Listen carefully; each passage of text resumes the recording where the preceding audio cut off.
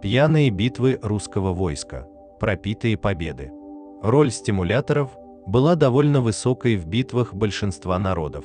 От широко известных мухоморов у викингов до гашиша на Востоке, коки у индейцев в Перу и эли кельтов. Иногда подобные практики усиливают ярость, притупляют страх и боль и позволяют быть более воинственным.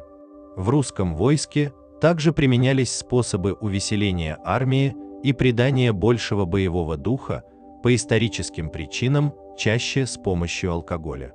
К сожалению, большинство из известных исторических битв, где русское воинство широко пьянствовало, приводили к тяжелым поражениям.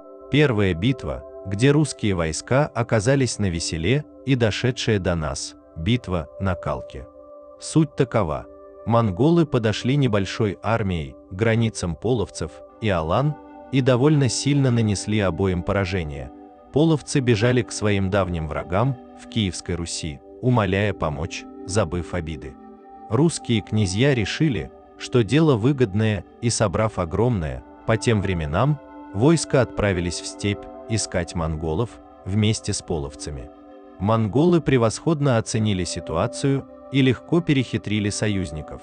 Подослав небольшой отряд, они выманили часть русского войска в погоню, а большинство его, считая, что это и были монголы, сели пировать и отмечать победу. Степняки не застали русских врасплох тотально, но когда северяне поняли, что окружены монголами, было поздно, и часть войска не готова к битве. Сражение было долгим и тяжелым.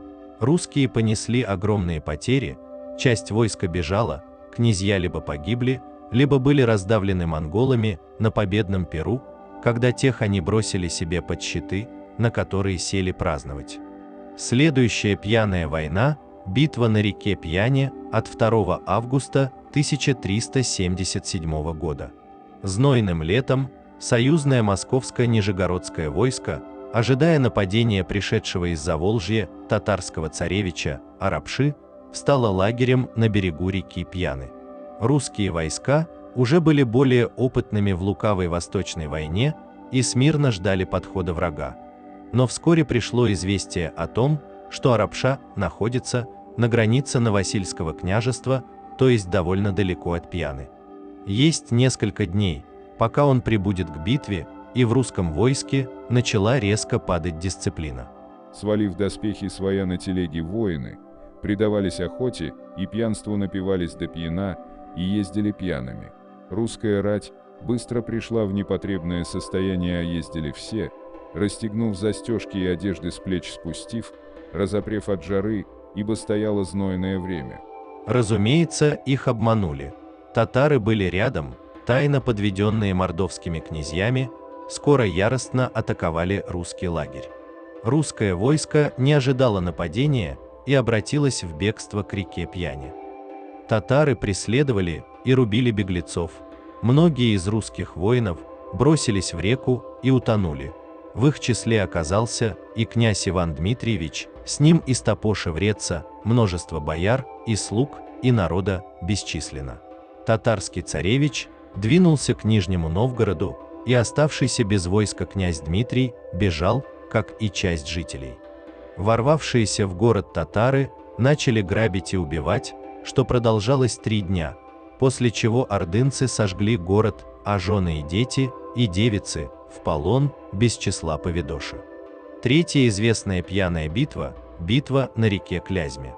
В апреле 1433 года претендент на московский великокняжеский стол, князь Юрий Дмитриевич Звенигородский, бросил вызов великому князю.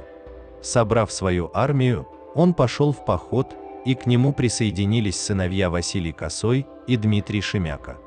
Великий князь Василий ничего не подозревал и пребывал в шоке от предательства. Не успев собрать войско, Василий Васильевич решил попытаться окончить дело миром. Он направил к князю Юрию своих послов. Встреча с представителями князя Юрия состоялась у Троицы, но ни к чему не привела, якобы Всеволожский не дал миру и слова молвите, да и послы Василия были хороши, бысть меже их. Брань велика и слова неподобные, так ни с чем они и вернулись к великому князю. Великий князь спешно собирал рати, но их было так мало, что он молил народ собраться в ополчение, что некоторый эффект дало. Выступив из Москвы, Василий вступил в битву с князем Юрием Звенигородским на реке Клязьме. Но его подвел простой люд. К тому времени ополченцы в дым перепились мнози был от них пьяни бяху, и с собою мет везяху, что пяти еще. Помощи великому князю от ополчения не подоспело. Василий Васильевич был разбит и вместе с матерью и женой бежал в Тверь. Одержав победу на реке Клязьме, Юрий Дмитриевич вошел в Москву. Четвертая пьяная битва состоялась под Суздалем. Весной 1445 года в Москве получено было известие о том, что хан Улу Мухаммед отпустил в поход на Русь своих сыновей Мамутяка и Якуба.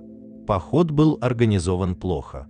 Князья Иван Можайский, Михаил Верейский и Василий Серпуховский пришли с малыми людьми.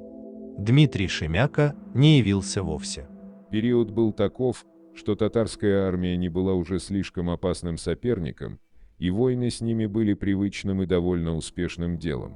6 июля 1445 года русские войска вышли к реке Каменке и остановились у Спаса Ефимьева монастыря в непосредственной близости от Суздаля. А татар не было.